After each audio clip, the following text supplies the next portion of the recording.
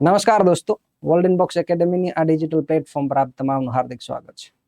વિદ્યાર્થી મિત્રો, આપણે પ્રિલિમ પરીક્ષાને ધ્યાને રાખી અને એક બિયોન્ડ ટેક્સ્ટબુક નામની જે સિરીઝ ચાલુ કરી છે, આ સિરીઝ અંતર્ગત એક તાજેતરના ન્યૂઝની ચર્ચા કરવા આજે આપણે આ સેશનમાં જઈ રહ્યા છીએ.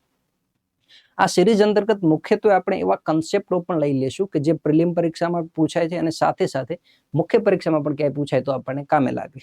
હજી આપણે CCE A ગ્રુપના જે 150 માર્કના પેપર આવવાના છે, એ પેપરમાં કઈ પ્રકારના મુખ્ય પરીક્ષાના સવાલો હશે એના વિશેનો કોઈ આઈડિયા નથી. મુખ્ય પરીક્ષામાં 5 માર્કના સવાલો હશે, 3 માર્કના સવાલો હશે કે પછી 10 માર્કના સવાલો હશે, એ ડિટેલ હજી આપણી સામે નથી આવી. તો આ તૈયારીમાં ભાગરૂપે આપણે એ તમામ મુદ્દા પણ લઈ લેશું કે સાથે સાથે પ્રિલિમમાં તો કામ આવે જ, પણ મુખ્ય પરીક્ષામાં પણ જો એ ક્યાંય પૂછાય છે તો આપણે એનો સરળતાથી આન્સર લખી શકીએ. તમે જોશો તો પ્રિલિમ એંગલના પણ હવે ધીરે ધીરે કન્સેપ્ટના આધારિત પ્રશ્નો પૂછાવાની શરૂઆત થઈ ગઈ છે.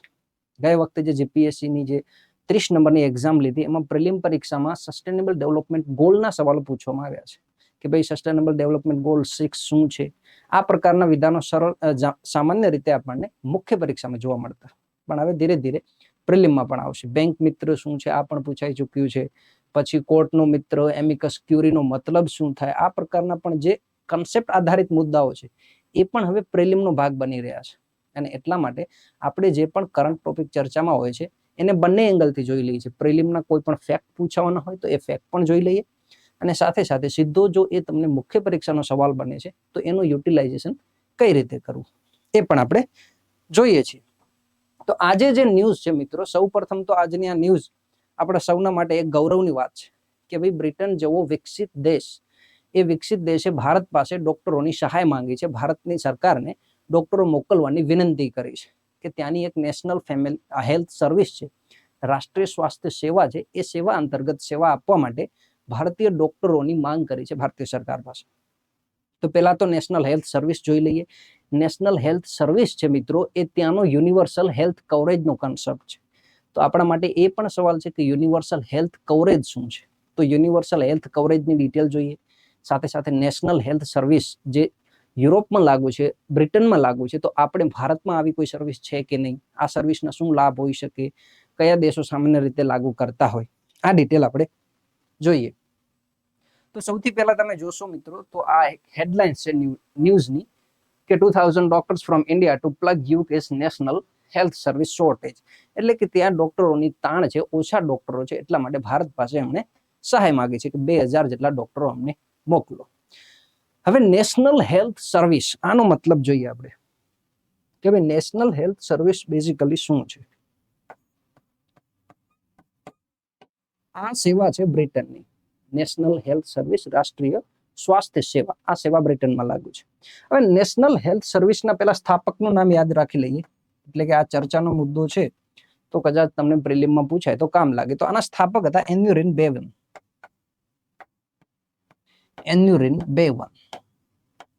આ એન્યુરિન બેવન સાહેબે એવું કીધું કે ભાઈ હું કોઈ પણ સમાજ કે સોસાયટીને ત્યાં સુધી વિકસિત નહીં ગણું કે જ્યાં સુધી એ સમાજનો કોઈ પણ સભ્ય પોતાની પાસે સંસાધનોની ઉપલબ્ધતાના અભાવે પોતે સ્વાસ્થ્ય સેવા સુધી ન પહોંચી શકતો હોય. આવું એક નિવેદન એમણે આપ્યું કે કોઈ પણ સમાજ હોય, એ સમાજમાં પૈસાના અભાવે કે સંસાધનના અભાવે કોઈ વ્યક્તિને સ્વાસ્થ્ય સેવા નથી મળતી, તો એ સમાજ વિકસિત સમાજ છે જ નહીં, કોઈ પણ દ્રષ્ટિએ એ ગમે એટલો આગળ પડતો સમાજ હોય. મતલબ કે સ્વાસ્થ્ય સેવાનું ઇમ્પોર્ટન્સ દર્શાવે છે એન્યુરિન બેવન સાહેબ.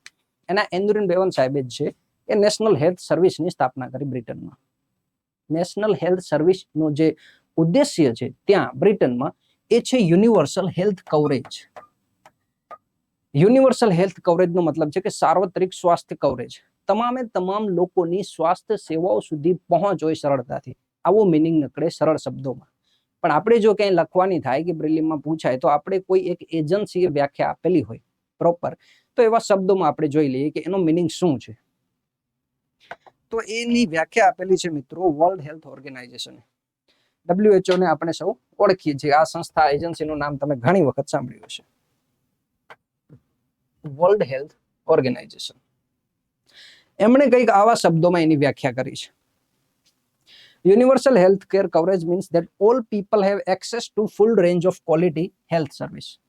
મતલબ કે પ્રાથમિક, દ્વિતીયક અને તૃતીય તમામે તમામ સ્તરની મતલબ કે તમને બેઝિક તાવ આવે ત્યાંથી લઈ અને સર્જિકલ ઓપરેશન કરવાના હોય ત્યાં સુધીની તમામે તમામ સ્તરની જે સ્વાસ્થ્ય સેવાઓ છે એ વ્યક્તિને મળવી જોઈએ. ન માત્ર મળવી જ જોઈએ પણ વેનેવર ધે નીડ, તેમની જરૂરિયાત પ્રમાણે અને વેર ધે નીડ, તેઓ જ્યાં ઈચ્છે, મતલબ કે ગામડામાં પણ મળવી જોઈએ. એવું નહીં કે મતલબ અમદાવાદ, મુંબઈ, દિલ્હી, ચેન્નઈ જેવા શહેરોમાં જ મળે, પણ સાથે સાથે જે પછાત વિસ્તારો છે, પછાત સમાજો છે, એ વિસ્તારમાં પણ એટલા જ ગુણવત્તા સાથેની સ્વાસ્થ્ય સેવા આપણને મળતી હોય તો એવી જે અવધારણા છે, એવી જે પ્રણાલી છે, એવી જે સિસ્ટમ છે, એને આપણે યુનિવર્સલ હેલ્થ કવરેજ કહીશું. આવી વ્યાખ્યા કોણે આપેલી છે? World health organisation.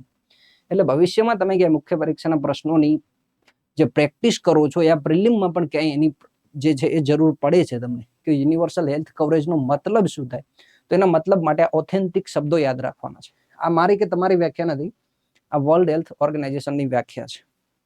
બીજું, પાછળ એને લખ્યું છે કે ભાઈ વિધાઉટ ફાઇનાન્શિયલ હાર્ડશિપ, એનો મતલબ એવો કે ગરીબ અને અમીર બંનેને મળવી જોઈએ. કોઈ ગરીબ વ્યક્તિ છે એની પાસે માત્ર પૈસા નથી એટલા માટે એને સ્વાસ્થ્ય સેવા નહીં મળે, જો આવી ઘટના ઘટે છે તો એ યુનિવર્સલ હેલ્થ કવરેજની અવધારણામાં લાગુ પડતું નથી. ત્યાં સાર્વત્રિક સ્વાસ્થ્ય સેવા લાગુ છે એવું નહીં કહી શકાય. એટલા માટે ગરીબ અને અમીરને પોતાના સ્થળે આ પ્રકારની ઉત્તમ ગુણવત્તાની સ્વાસ્થ્ય સેવાઓ જો પ્રાપ્ત થાય તો જ એને આપણે સાર્વત્રિક સ્વાસ્થ્ય કવરેજ કહેશું. આ પ્રમાણેની વ્યાખ્યા આપેલી છે વર્લ્ડ હેલ્થ ઓર્ગેનાઇઝેશન. આ મુખ્ય પરીક્ષાનો એક પણ વિધાન કહી શકાય. બીજું, અહીંયા આપણે WHO નો ઉલ્લેખ આવ્યો છે તો WHO ની બેઝિક ઇન્ફોર્મેશન આપણે મળવી જોઈએ, એ પણ તમને પ્રિલિમમાં કામ લાગી શકે. તો આની શરૂઆત જે છે, આની સ્થાપના જે છે મિત્રો, એ સ્થાપના ખાસ એક દિવસે થયેલી છે. એ દિવસને આપણે ઉજવીએ પણ છીએ. એ છે મિત્રો 7 એપ્રિલ. 7 એપ્રિલ 1948 ના દિવસે જે છે એ વર્લ્ડ હેલ્થ ઓર્ગેનાઇઝેશનની સ્થાપના થઈ અને એના માનમાં આપણે જ્યાં 7 એપ્રિલ છે એને વિશ્વ સ્વાસ્થ્ય દિવસ, વર્લ્ડ હેલ્થ ડે તરીકે ઉજવતા હોઈએ છીએ. એટલે વર્લ્ડ હેલ્થ ડે નો સંબંધ જે છે એ વર્લ્ડ હેલ્થ ઓર્ગેનાઇઝેશનની સ્થાપના દિવસ સાથે જોડાયેલો છે. બીજું, આ એક યુનાઇટેડ નેશન સ્પેશિયલાઇઝ એજન્સી છે, એટલે કે યુએન બોડીનો જે પાર્ટ છે એની સ્પેશિયલાઇઝ એજન્સી છે, એનો હિસ્સો છે. એ પણ ખાસ યાદ રાખવાનું છે. એ પણ વિધાન સ્વરૂપે પૂછી શકાય. અને એના હેડક્વાર્ટર જીનેવામાં છે, સ્વિટ્ઝરલેન્ડમાં. મોસ્ટ ઓફ જે યુએન એજન્સીઓ છે એના હેડક્વાર્ટર તમને જીનેવા અથવા તો જે છે એ યુએસ ના કોઈ મોટા શહેરમાં તમને જોવા મળતું હશે, વોશિંગ્ટન ડીસીમાં જોવા મળતું હશે, પણ અહીંયા આપણે યાદ રાખશું જીનેવા, સ્વિટ્ઝરલેન્ડ. બીજું, આના ડાયરેક્ટર જનરલનું નામ છે એ 5-6 વાર લખી લેવાનું છે ફરજિયાત, પણ એની તો યાદ નહીં રહે. ટેડ્રોસ અધનોમ ઘેબ્રેયસસ. આવું કોકના ઘરના સરનામા જેવું નામ છે, પણ આપણે ખાસ કરીને યાદ રાખશું ડાયરેક્ટર જનરલનું નામ ટેડ્રોસ અધનોમ ઘેબ્રેયસસ. 2, 3, 4, 5 વાર લખશો એટલે તમને યાદ રહેશે. આટલી ડિટેલ આપણે વર્લ્ડ હેલ્થ ઓર્ગેનાઇઝેશન વિશે બેઝિકમાં યાદ રાખવી. ઓકે, નેક્સ્ટ જોઈએ. હવે પછીનો સવાલ છે કે ભાઈ યુનિવર્સલ હેલ્થ કવરેજ તો અમને ખ્યાલ આવ્યો, સાર્વત્રિક સ્વાસ્થ્ય કવરેજ તો અમને ખ્યાલ આવ્યો, પણ ભારતમાં લાગુ છે કે નહીં એ સવાલ છે. તો ભારતમાં કઈ હદ સુધી લાગુ છે અને ભારતમાં આ પ્રણાલી લાગુ કરવા માટે કઈ કઈ સમસ્યાઓ આવે છે? તો પહેલી વાત, ભારતમાં ઘણી બધી એવી સરકારી યોજનાઓ છે કે જેનો ઉદ્દેશ્ય જે છે એ યુનિવર્સલ હેલ્થ કવરેજ લાગુ પાડવાનો છે, પણ છતાં એમ નહીં કહી શકાય કે ભારતમાં સંપૂર્ણપણે યુનિવર્સલ હેલ્થ કવરેજ જે છે એ લાગુ થયેલું છે, એવું નહીં કહી શકાય. પ્રધાનમંત્રી જન આરોગ્ય યોજના, આયુષ્યમાન ભારત યોજના, એના જે ડિજિટલ વર્ઝન છે એના બધા તમને જે પણ કોમ્યુનિટી હેલ્થ સેન્ટરમાં સેવાઓ મળે છે જે ફ્રીમાં હોય છે, એકદમ સરકારી સેવાઓ, તો community health centre, primary health centre, આ જે તમામે તમામ પ્રયાસો છે. આ ઉપરાંત સ્વાસ્થ્યને લઈને અને જનની સુરક્ષાને લઈને પણ સરકાર જે છે એ ઘણી બધી એવી સેવાઓ આપતી હોય છે કે જે ફ્રીમાં હોય છે અને વંચિત વર્ગોને મળતી હોય છે. પણ તેમ છતાં ભારતમાં સંપૂર્ણપણે universal health care coverage apply છે એવું નહીં કહી શકાય, કારણ કે પ્રાથમિક, દ્વિતીયક અને તૃતીયક લેવલની તમામે તમામ સ્વાસ્થ્ય સેવાઓ ભારતમાં વંચિત અને શહેરોમાં હજી સુધી મફત રીતે લાગુ નથી થયેલી. એટલા માટે ભારતમાં આ જે પ્રણાલી છે યુનિવર્સલ હેલ્થ કવરેજની એ સંપૂર્ણપણે લાગુ નથી, એવું યાદ રાખવાનું છે. બીજું, આપણે પ્રશ્નો તરફ આગળ વધીએ તો ગઈકાલે આપણે તમને પ્રશ્ન પૂછ્યો હતો એક કે ભાઈ ટાપુઓની નીચેનામાંથી કઈ જોડી 10 ડિગ્રી ચેનલ દ્વારા અલગ પડે છે? તો આમાં 10 ડિગ્રી ચેનલ દ્વારા અલગ પડતી જે જોડી હતી એ વિદ્યાર્થી મિત્રો અંદમાન અને નિકોબાર એટલે કે સાચો ઓપ્શન જે છે એ સાચો ઓપ્શન છે.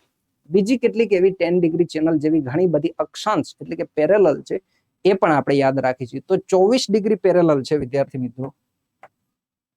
24 ડિગ્રી પેરેલલ છે એ ભારતના કચ્છનો વિસ્તાર અને પાકિસ્તાનનો સિંધનો વિસ્તાર એને પેરેલલ માંથી અલગ પડે છે. તો આ ભારત પાકિસ્તાન વચ્ચે છે, ભારત અને પાકિસ્તાન, આ ખાસ યાદ રાખશું. 24 ડિગ્રી ચેનલ. બીજું 49 ડિગ્રી ચેનલ. આ બધી આંતરરાષ્ટ્રીય લાઈનો છે એટલે ખાસ યાદ રાખશું, આંતરરાષ્ટ્રીય સરહદોની નજીક છે. તો 49 ડિગ્રી એટલે કે 49 પેરેલલ અક્ષાંશ જે છે એ કેનેડા અને યુએસ વચ્ચે છે, આ યાદ રાખશું. અને 38 ડિગ્રીની જે પેરેલલ લાઈન છે, અક્ષાંશ છે, એ ઉત્તર કોરિયા અને સાઉથ કોરિયા વચ્ચેની લાઈન છે. તો આટલી બેઝિક 3 જે ફેમસ છે લાઈનો એ યાદ રાખશું આપણે કે 24 ડિગ્રી જે ચેનલ છે, 24 ડિગ્રી પેરેલલ અક્ષાંશ છે એ ભારતનો કચ્છનો વિસ્તાર, પાકિસ્તાનના સિંધના વિસ્તાર વચ્ચે આવેલી છે. કેનેડા અને યુએસએ વચ્ચે 49 પેરેલલ આવેલી છે. ઉત્તર અને દક્ષિણ કોરિયા વચ્ચે જે છે એ 38 ડિગ્રી પેરેલલ આવેલી છે. આ 3 પણ આપણે સાથે યાદ રાખશું. અને હવે જોઈએ આજનો જે તમારી માટે સવાલ છે એ. આજનો સવાલ પણ ખૂબ છે જીઓગ્રાફીનો અને આ ખાસ કન્સેપ્ટ આધારિત છે, તો તમે જોઈ લેજો. ના આવડતો હોય તો ગૂગલ માંથી ચેક કરી લેજો.